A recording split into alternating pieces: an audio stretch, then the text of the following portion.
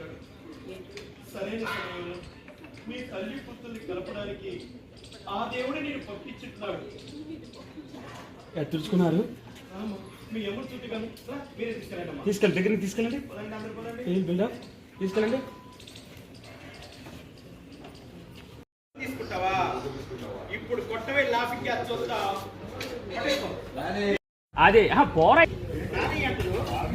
ఎలా ఉంది?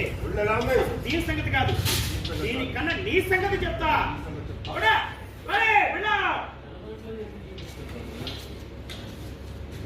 అలా వాళ్ళకి ముందుకు రా. అలా చూడు ఇద్దరిని. బిల్డప్.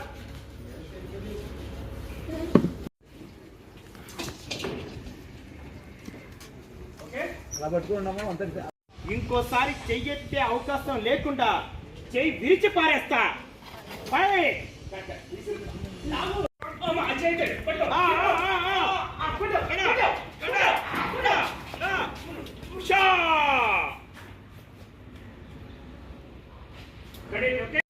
ఇంకోసారి చెయ్యెత్తే అవకాశం లేకుండా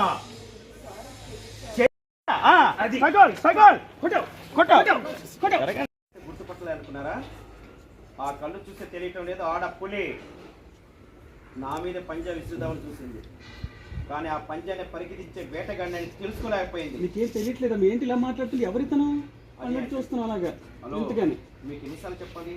స్టేషన్కి సంబంధించిన విషయాలు అయితే స్టేషన్లో చూసుకోమని, అంతేగాని ఇంట్లోకి వచ్చి గొడవ చేయకండి. వెళ్ళి వైద్యులతో మాట్లాడుకోండి. అలాగే భద్ర అంటుంది. వెన్ను తిరిగి వస్తుందా చెప్పు? అది వరలక్ష్మి. దేవుడికి మన బాధ చెప్పుకోవడంలో తప్పు లేదు, కానీ ఇలా మనల్ని మనమే బాధ పెట్టుకుంటూ భక్తి చూపించడమే తప్పు అమ్మంటారు. అయితే ఇప్పుడు నన్ను ఏమంటే ఏమంటారు? నా కూతురు అక్కడ అష్ట కష్టాలు పడుతుందని తెలిసినా ఫీల్ అవ్వకుండా ఉండమంటారా? రోజు కన్నీరు పడుతుంది సంబంధం లేకుండా కూర్చోమంటారా? వయసు ఫీల్ అవుతూ ఉండమ్మా. అమ్మ కూతురు గురించి చెప్తుంది. 11 ఏళ్ళ పాటు వెళ్ళేళ్ళు అక్కడ నరకం అనిపిస్తుంది. అభిమానంతో ఫీల్ అవుతుంది. ఎంత గొప్పగా పెంచుకునేదాన్ని.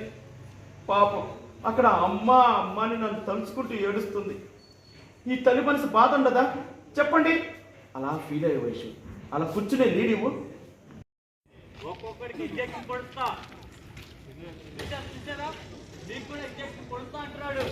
వన్ మోర్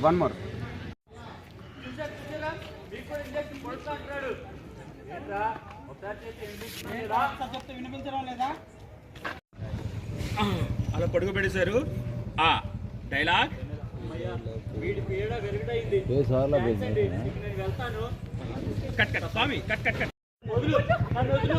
మీరేదో మంచి వాళ్ళు అనుకుని సాయం అడిగాను, వదలండి ప్లీజ్. మెడికి వస్తుంది. కాన్షియస్ లోకి వస్తున్నావు.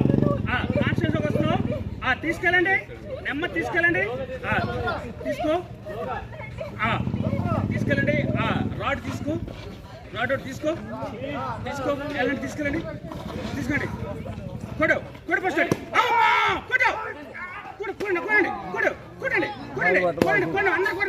అందరూ